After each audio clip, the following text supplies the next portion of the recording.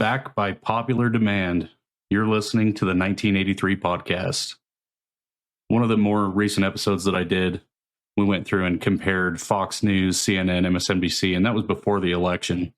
So I kind of wanted to go through and do that again and just kind of see what the headlines are on each site, compare the stories to each other, and see if there's any outstanding bias that we can see. So we'll start on Fox News. Out of the three big ones, this is probably my favorite one. There's a lot of stuff that pops up on here that I don't like, though. So the headline, the very top of the page, we've got suspected gang member linked to human smuggler as new details emerge from traffic stop.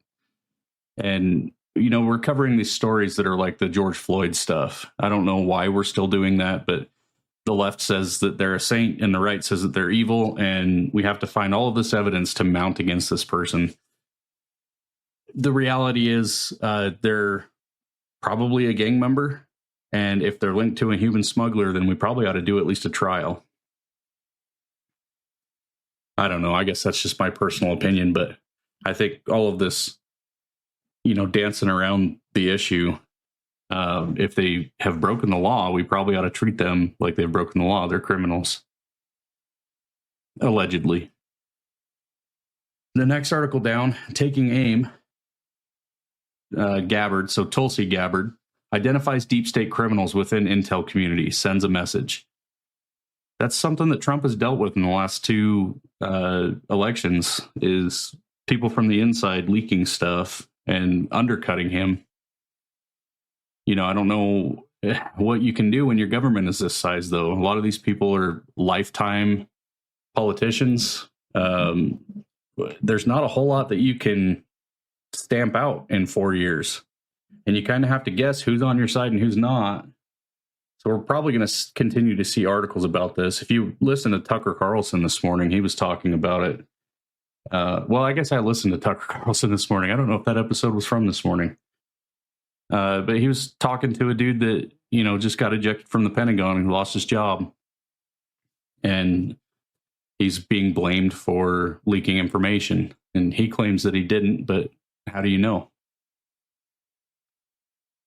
Next story in, and we'll only do the top 4 stories for each one. We'll just kind of go through and make sure that we, you know, cover what they want you to see, which would be at the top of the page. This one's titled Power Trip. Soros prosecutor torched for charging decision after Walz staffer vandalizes Teslas. I'm assuming they're talking about the potential vice president from the last election, Tim Walz. Why are we doing this? You may dislike Elon Musk, but what you're really doing is you're harming the people that have these dealerships. There's nothing to gain from this. It's not harming him in any way, shape, or form. If anything, he's selling more parts and pieces to these Tesla dealerships because you're, destroying personal and private property that's going to be sold to someone else. The reality is it's not really getting anywhere. All you're doing is taking out your frustration on innocent people. The next one, TV drama. CBS anchors open up about corporate pressure as Trump lawsuit rocks the network. We're actually going to click into that one. It says it's a 5-minute read. We'll see. I read pretty slow. Hopefully I have this muted. I do not. For us here. There we go. Got it muted. Okay, CBS Evening News anchors John Dickerson and Maurice Dubois, however you say that. There's a city called Dubois near me.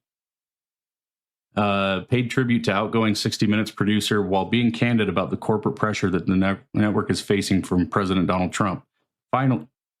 Excuse me. I'm getting over being sick.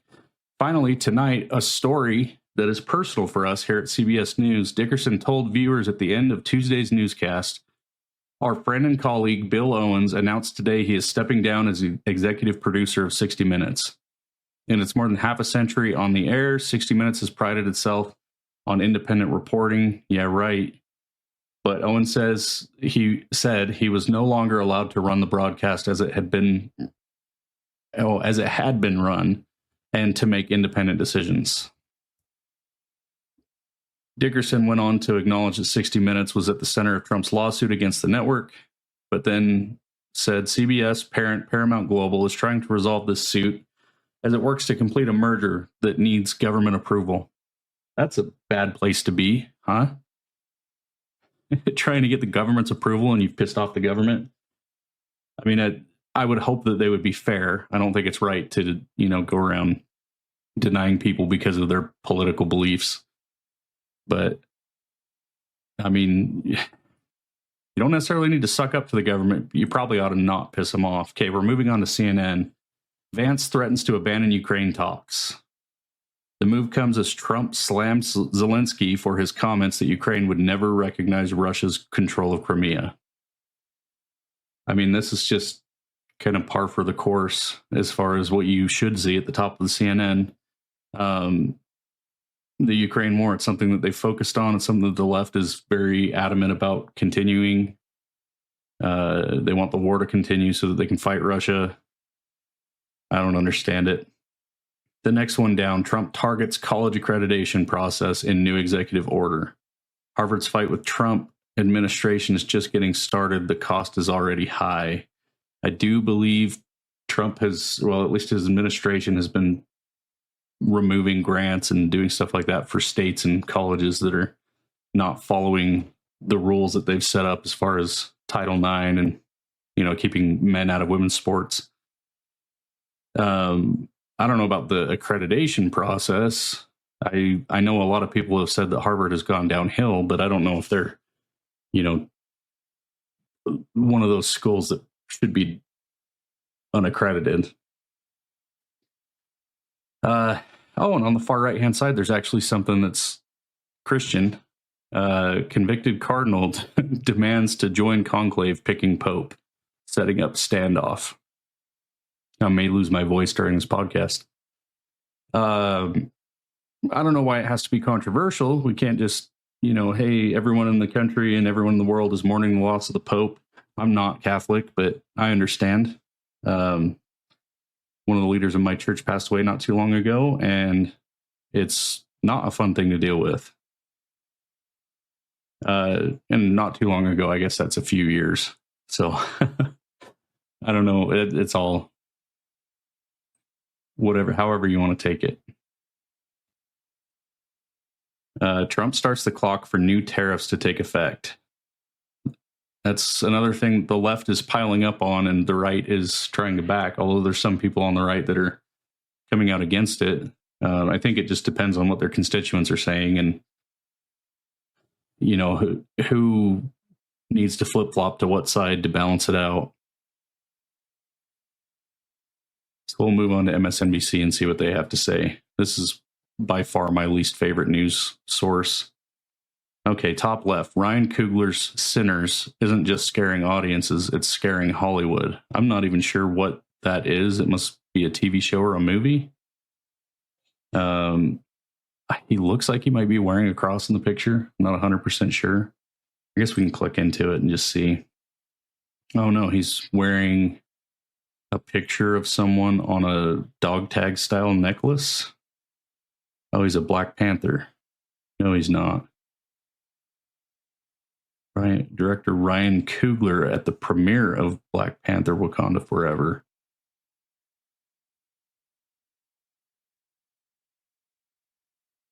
Sorry, got some dead air right now, trying to figure out what this is all about. Gleefully genre blending soulful vampire spectacle signifies on the American and Southern legacy of white supremacy at a moment when teaching the uncomfortable history of race in America is being outlawed. Is he trying to say that that's actually what's happening right now, or that's what's happening in his story? Because it's definitely not against the law to teach about the history of race in America.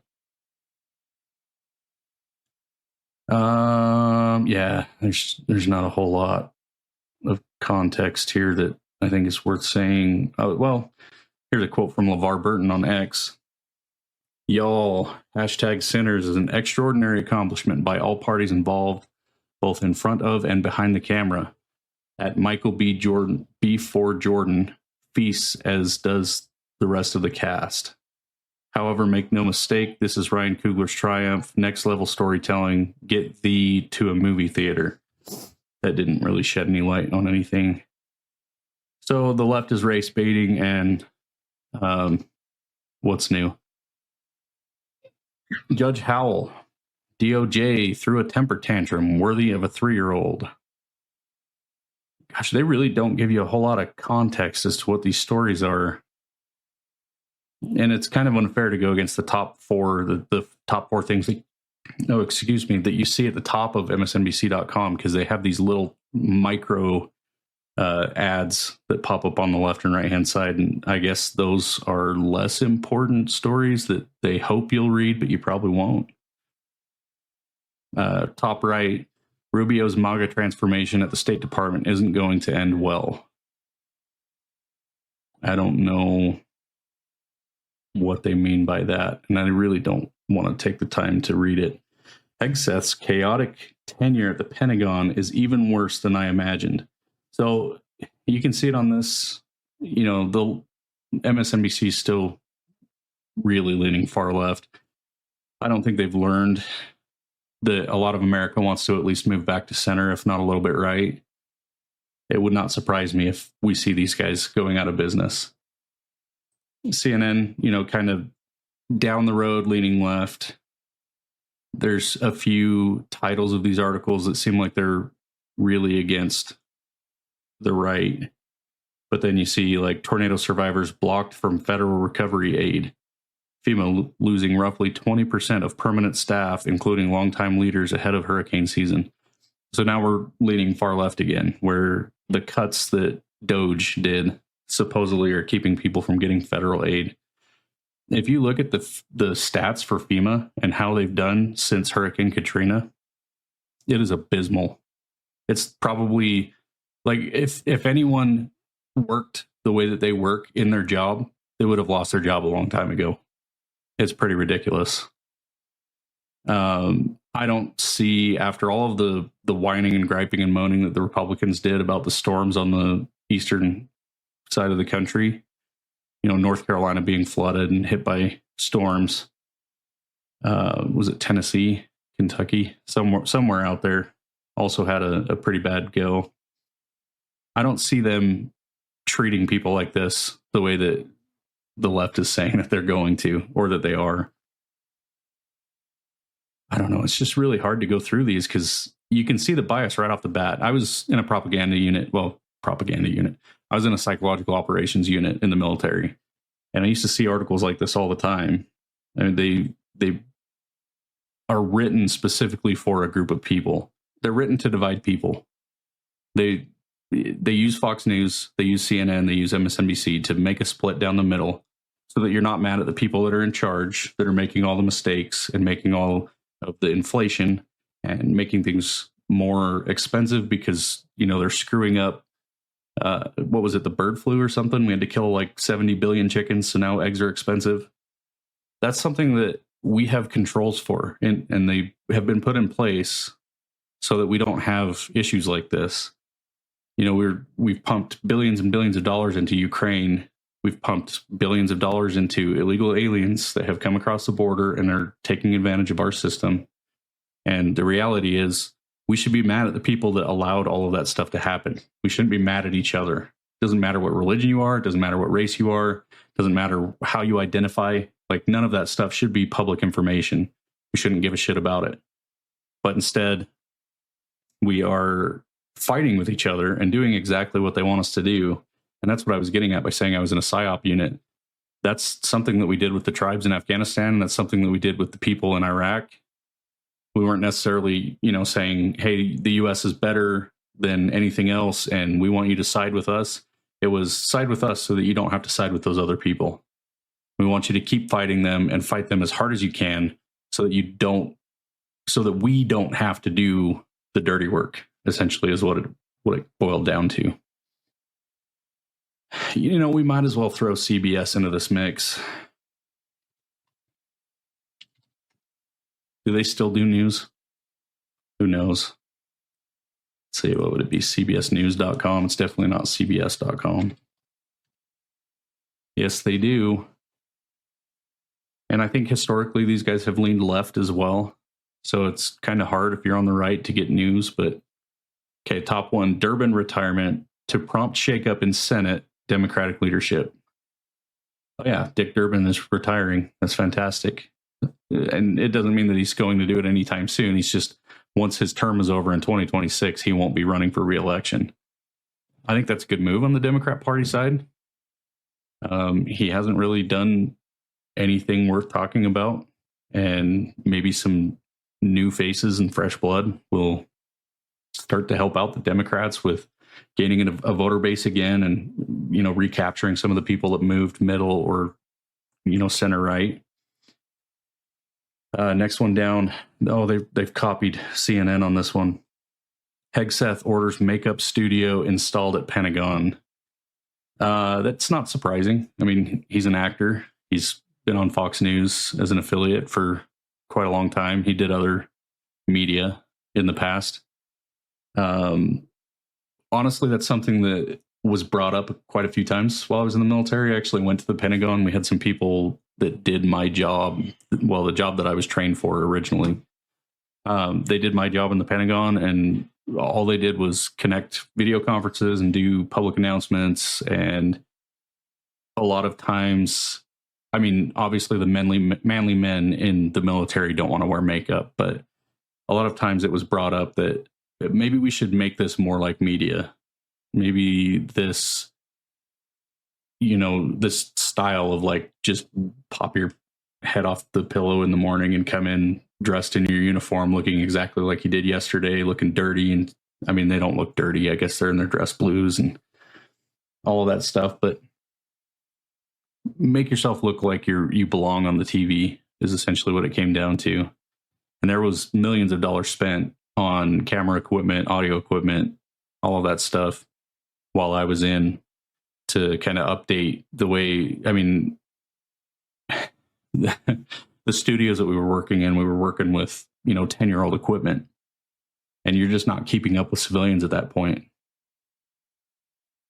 Gang experts cast doubt on Trump's claim about MS-13 finger tattoos. That has to do with, let's see, what was that article? The suspected gang member linked to human smuggler as new details emerge from traffic stop on Fox News. This is CBS's response. They're just going to argue the opposite side. I mean, honestly, it's the same thing as like having an argument with someone or trying to resolve an issue between two people. The truth is usually somewhere in the center. This guy may not be an MS-13 gang member, but he's obviously on someone's radar for some reason. And I don't know what the reason is. I haven't paid too much attention to it, honestly, but the reality is he's done something wrong, or he got caught up in something that he wasn't supposed to be a part of. And at the very least, there needs to be an investigation into whether or not he's an MS-13 gang member.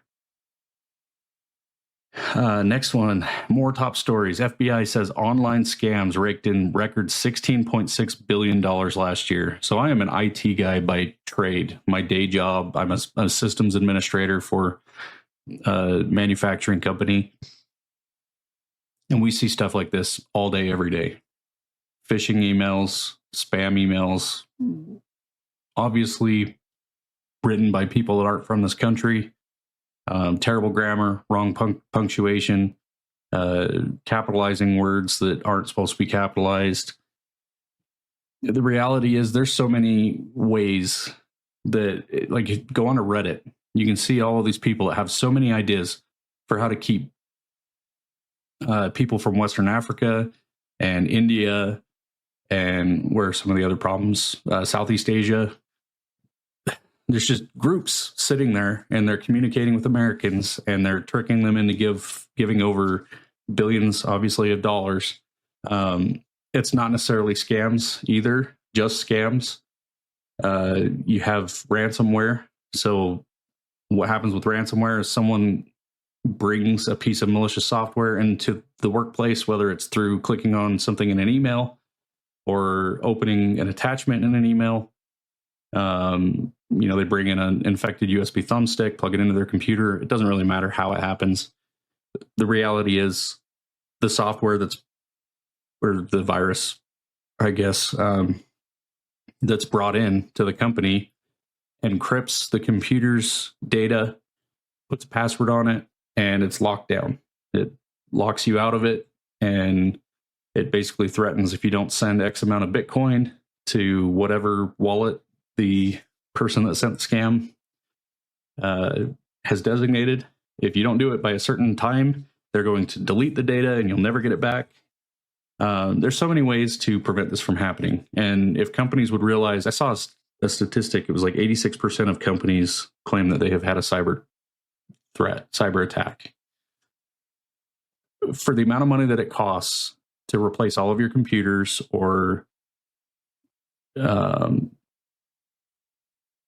pay ransoms, or there's so many things that cost money in these scams, but for the amount of money that it takes, there are very, very simple ways to back up your information, and there's very simple ways to encrypt your information and protect your information. It costs way less to pay for those things than it does to pay for a cyber attack.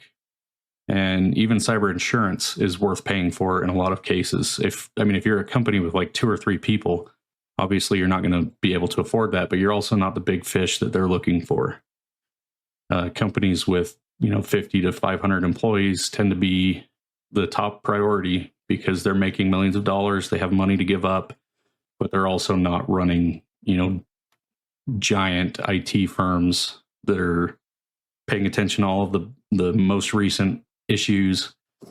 But the FBI is paying attention to it, and that's great, but they don't seem like they're really actively doing anything to stop it.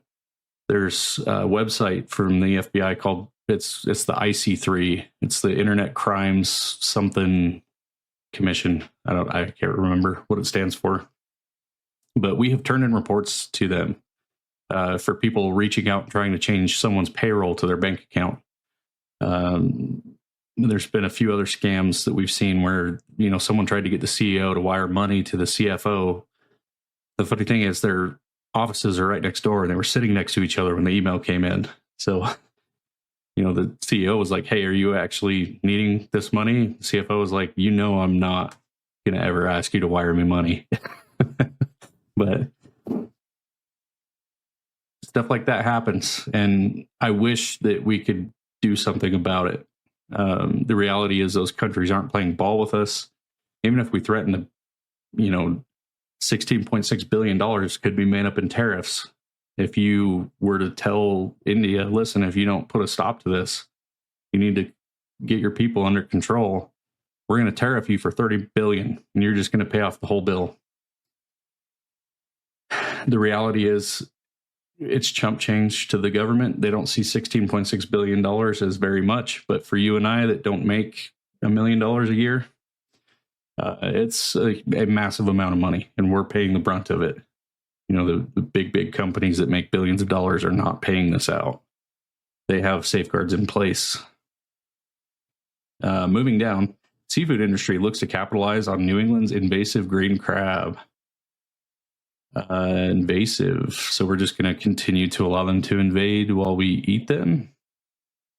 I don't know if they even taste good. They look like they're just tiny crab. I've never even heard of green crab. If they're tasty, I'm down. We have crawdad up here, and we call them freshwater lobster. They weren't native to this area. They were introduced, but we're happy that they're here. Treasury's Besant sees an opportunity for a big deal with China.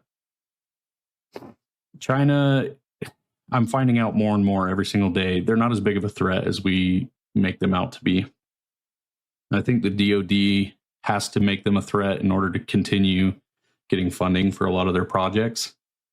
I think that's the only reason that they get as much face time as they do. The reality is it's a paper house, and it will fall in on itself eventually. If we can offload our manufacturing and shipping to India or even to the United States fast enough, it's not even going to matter if China stops sending us products, because we will get online fast enough to be able to ship them from a different country. And the reality is we don't have a whole lot of negative feelings toward India outside of the, they're allowing scam centers to run out of some of their biggest cities. But it's only a national security threat if we continue to use China's products and only rely on them. Well, hopefully that was informative. If we had to rank these by right to left, I would say Fox News is moderate right. CNN is moderate left, with some people leaning pretty far left as far as their writers go. MSNBC, I think, is far left. CBS looks like they've moved a little bit more toward the center, but I would still consider them center right, leaning toward probably a little bit more moderate than CNN. I didn't scroll down far enough to see a whole bunch of stuff, but they do have a remembering Pope Francis. That's something that I talked about. Maybe CBS or maybe CNN wants to do something like that, to return to the center a little bit and bring in some more. I mean, the Catholic Church has so many members. Not that you need to pander to people to trick them into voting for you, but if you were going to, the Catholic Church is a pretty big group of people, and you're not dealing with a whole lot of like racial woes or gender woes or anything like that by pandering to the Catholics. It's just a whole big group of people that you can target. Thanks for listening in. I appreciate it. Hopefully it wasn't too terrible of an episode, and have a good day.